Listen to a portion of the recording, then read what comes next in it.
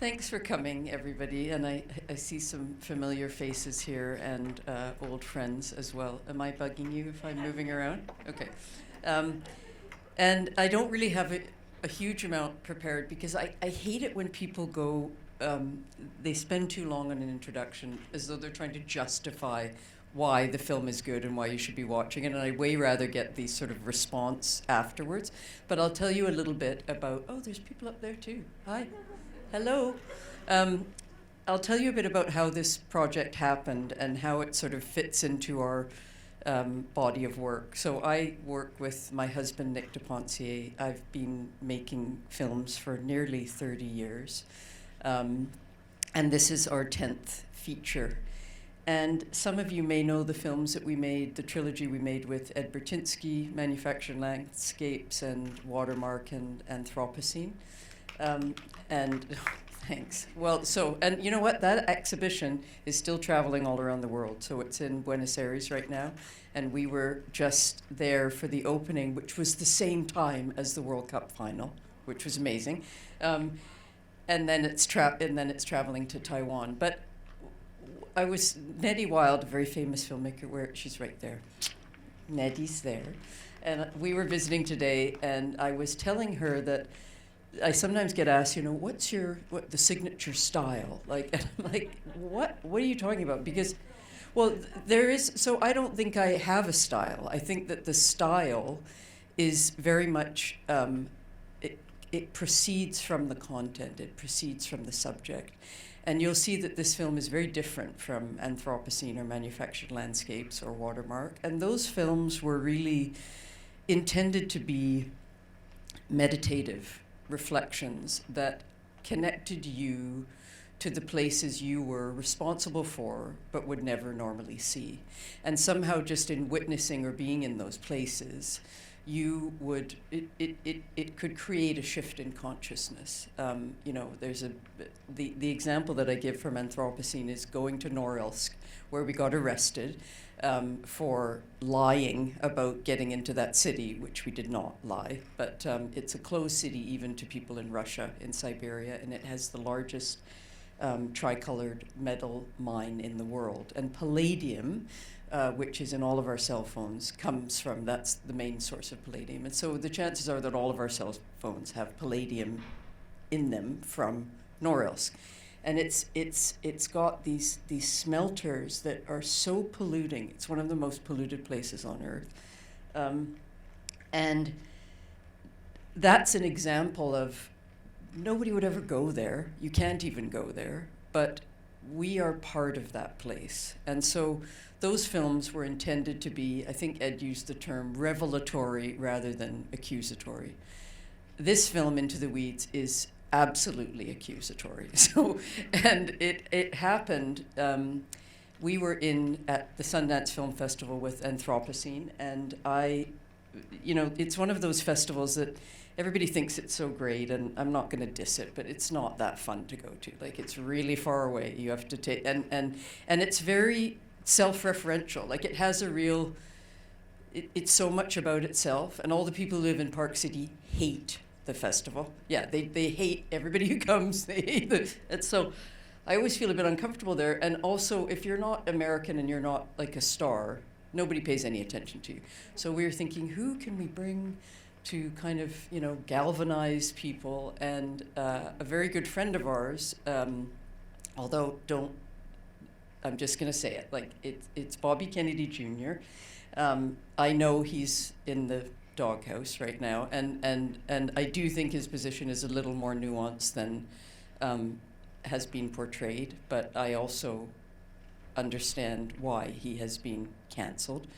And originally he was in the film, and I had to take him out because the whole film is about the credibility of science, and it's also about the suffering of these people, not just people, other species, the earth, the soil, everything. And I didn't want the focus to be taken away from that by people saying, what's Bobby Kennedy doing this film? And, all of that. And it was a hard decision to make. But he came to Sundance to introduce Anthropocene, and it was such a, at that point, he's almost like American royalty, right? So everybody was loving listening to him.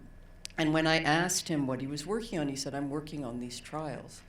And I said, well, who's documenting that? And he said, nobody is documenting that. And of course, we've just spent like 5 years on this massive project that took all of us, working at capacity to do, because Anthropocene was not just a film, but 2 books and an educational program and an exhibition.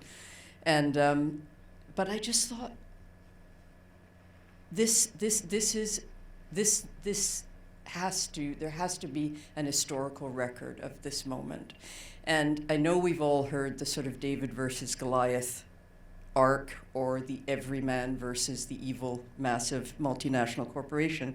But I knew that it had to be documented. And Nick, my husband, was not that keen, because he said, they're going to come and burn our house down. We're never going to, and that hasn't happened yet, which is good. But I'll just say a couple of things about it. The process of making it, we kept it a secret the whole time for 4 years.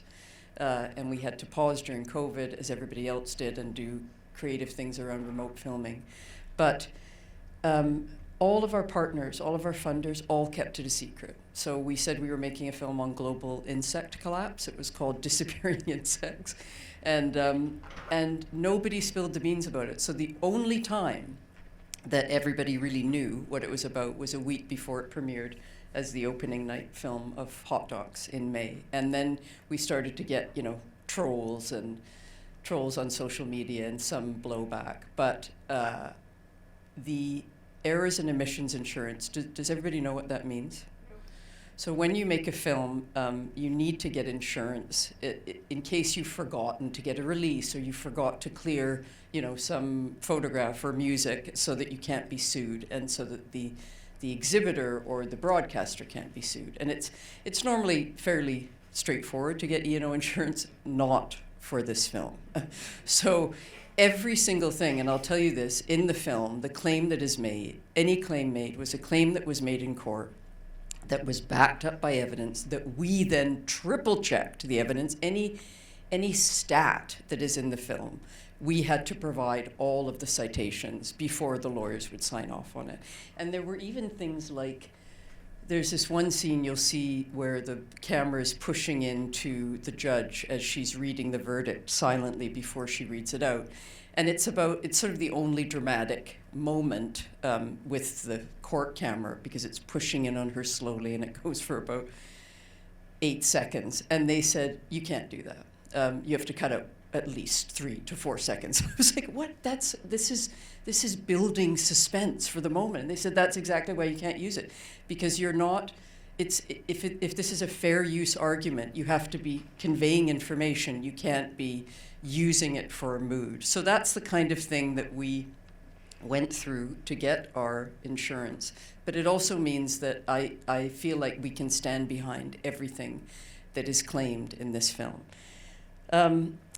Lee Johnson, I just want to say before we start, even in the films with Ed, and I think in all of the films that I've made, there is always a back and forth, or a dialectic between detail and scale, as a way of conveying experience. And when, if you stay up at the meta level all the time, it's not rooted. You can float away. But if you stay right down at the bottom in the particular, you don't get a bigger picture. And this is a film that very much goes back and forth between a personal story of suffering and the bigger implications of pesticide use globally.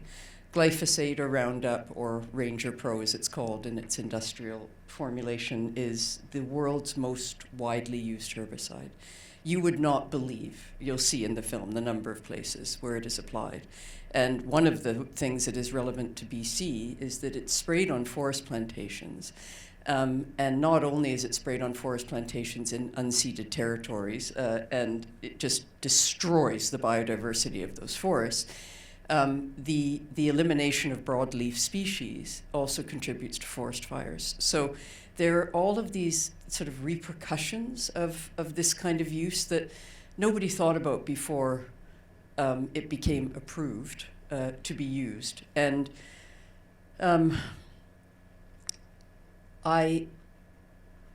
so I wanted to explore those global repercussions, but at the same time really honor the story and bravery of Lee Johnson, who is an ordinary guy, didn't want to be in the spotlight, just wanted to have a job to support his family, and ended up becoming the bellwether trial, with the first trial of thousands of plaintiffs against Monsanto, now Bayer.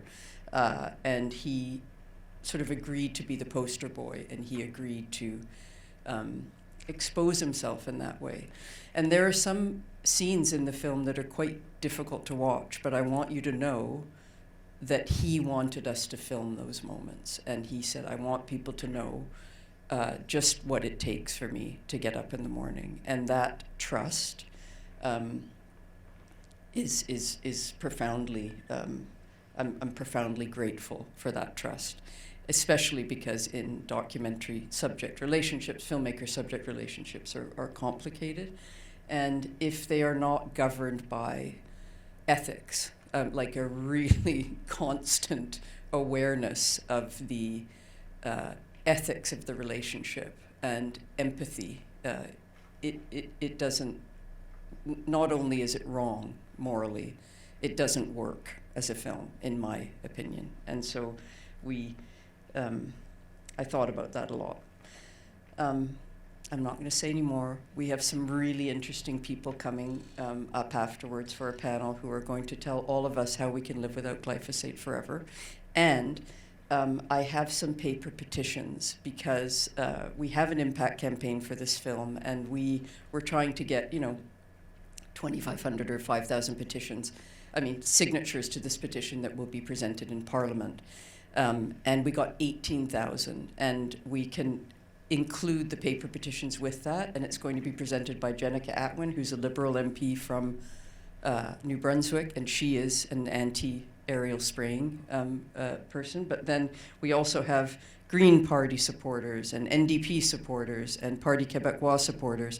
And so out of all, this is not a political story. This is something that people can agree on, that the biodiversity loss that we are experiencing now, the steep and horrific decline in insect populations, as well as the health implications for people, animals, birds, insects, soil.